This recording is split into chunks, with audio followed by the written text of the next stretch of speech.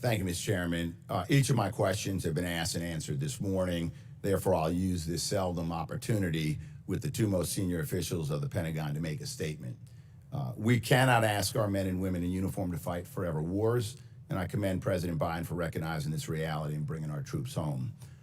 But we know the threats facing our country aren't solely on distant battlefields. For decades, we've grappled with extremist ideologies within our own civilian communities and our military ranks.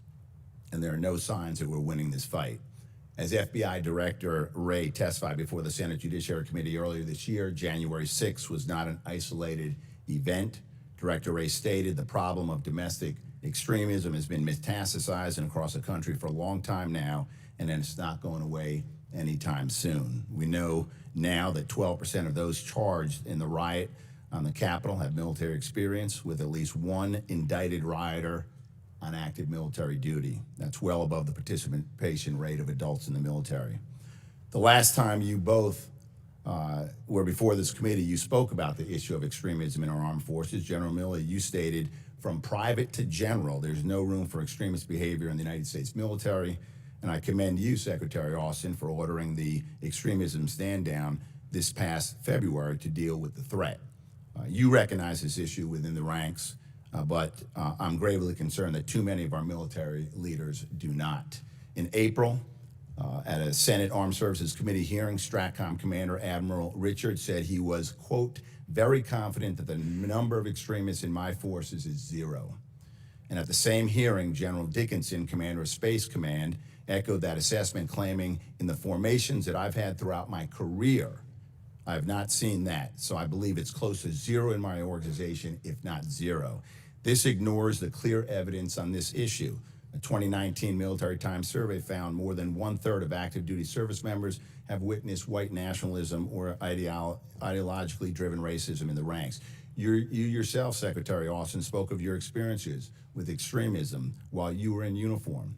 The Army CID's 2020 Gang and Domestic Extremist Activity Threat Assessment found a 66% increase in gang or domestic extremist activity from the previous year. And then in October of 2020, a Pentagon report to Congress detailed how domestic extremists actively recruit military personnel. We have a problem, the scope of which we don't fully understand. But Democrats and Republicans have asked the department for a definition of extremism, improved screening processes, and a status report on implementation of recommendations. You still have not yet received it. We have not received it, which is why just last week the House passed the fiscal year 22 NDAA, giving DOD additional authorities and resources to counter extremism in the department. So I was extremely disappointed to see the administration's statement of policy, which opposes the counter extremism provisions in the NDAA, citing overburdensome training and data collection requirements. Not a single sentence suggesting how to improve the provisions, just opposition to Congress.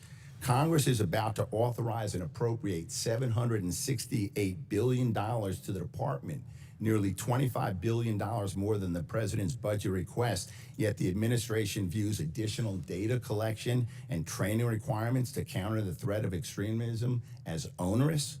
We heard the same pushback when it came to addressing sexual assault in the military for 10 years before the department finally realized it was failing and that it needed greater tools. And we've documented systemic racism under the Uniform Code of Military Justice for at least 50 years, yet the department is making little, if any, progress to address that.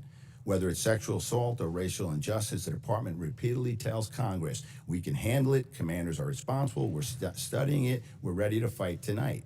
We cannot wait years, let alone decades, in the face of obstinance from the department before meeting the challenges of extremism in the armed forces. The time to address it is now. As this hearing reveals, there are many important issues for our military to address, in addition to the ongoing American-Afghan evacuations and anticipated over-the-horizon operations. We've got to care for our troops and the families, and that includes combating extremism in your formations in a way that we can take care of our troops and secure the nation. So please stop fighting Congress. Partner with us and accept the tools that you need to fix the problem. Thank you, Mr. Chairman. I yield back the balance of my time. Thank you, Mr.